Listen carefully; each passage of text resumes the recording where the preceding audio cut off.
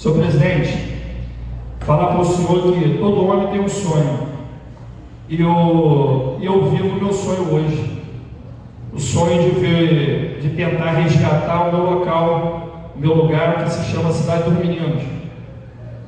Tive a oportunidade já nessa legislatura de viajar a outros países e constatar que naquela localidade existiu uma contaminação que se chama hexaclorociclohexano, que é o DHC, e lá naquele local ver cidades como Bilbao na Espanha, Biarritz na França, tem local lá que hoje são grandes cidades que passaram por contaminações e que hoje a população vive, pasme Marcelo, vive hoje lá da melhor forma.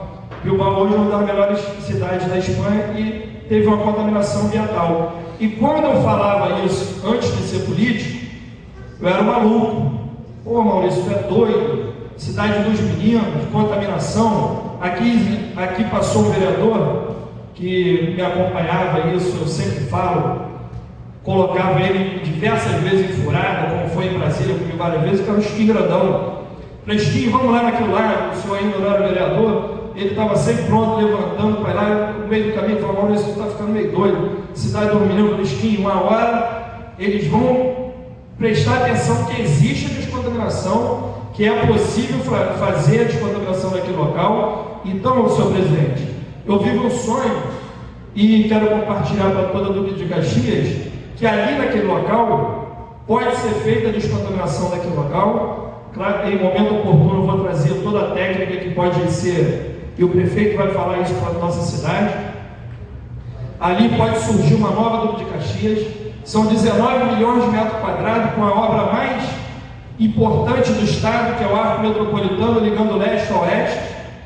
E nós vamos viver momentos felizes naquela localidade, e o passado vai passar essa história de contaminação da cidade do Menino. Na comunidade de gente simples e pacata, cavalos e vacas pastam sossegados.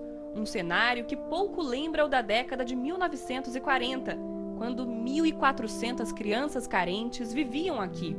Era nestes pavilhões, hoje abandonados, que elas dormiam e estudavam. Foi por isso que o lugar ficou conhecido como Cidade dos Meninos. Essa história começou a mudar em 1950. Uma fábrica de pesticidas usados no combate à malária se instalou neste espaço, bem ao lado do orfanato. A empresa funcionou durante 15 anos e, quando fechou as portas, deixou aqui, a céu aberto, 350 toneladas de um composto conhecido como pó de broca. Nas mãos dos moradores, o produto ganhou várias utilidades. A igreja, esta ponte e muitas casas como a de Dona Maria de Lourdes. Tudo construído com pó, que misturado à água, vira uma pedra e garantia sustentação às obras. E a utilidade do pó, que para os moradores era valioso, não parava por aí. Botava em todas as plantas. Onde a formiga estava comendo as nossas plantas, nós colocávamos. E aqui tinha mãe que colocava na cabeça dos filhos para matar piolho. Mas o que parecia um verdadeiro presente escondia uma ameaça. É que na época ninguém sabia que o pó deixado pela fábrica é altamente tóxico. Resultado, toda a área e principalmente os moradores acabaram contaminados.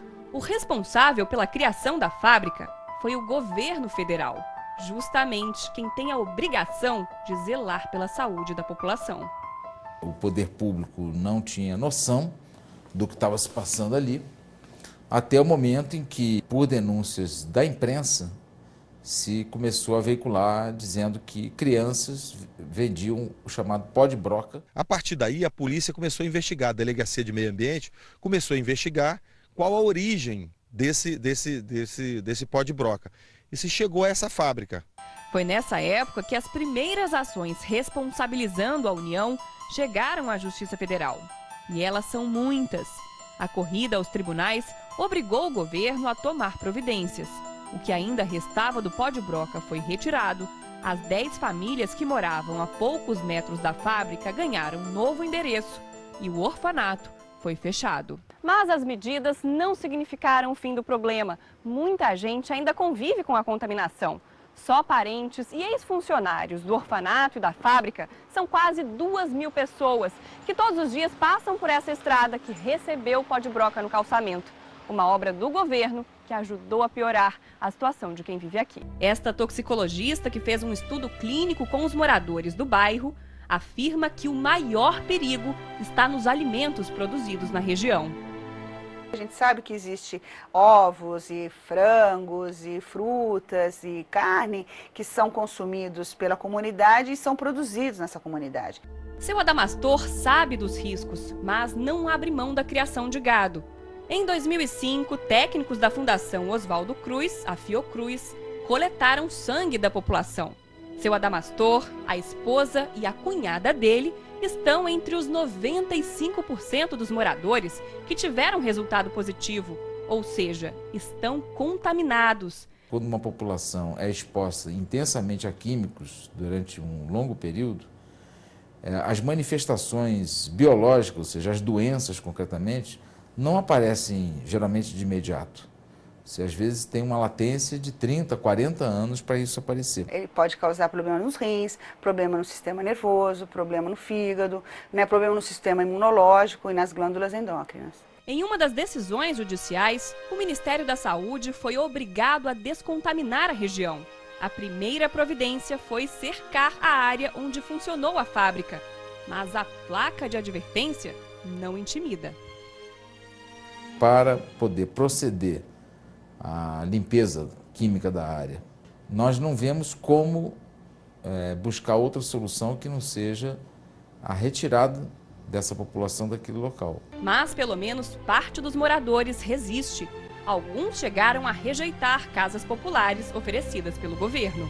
Seriam casas muito pequenas, feitas com material inferiores. Se houver realmente necessidade de sair, que essa saída seja com o mínimo de dignidade. A saída para o impasse pode ser a indenização das famílias atingidas. O governo já admite a possibilidade, mas condiciona o pagamento à desocupação da área.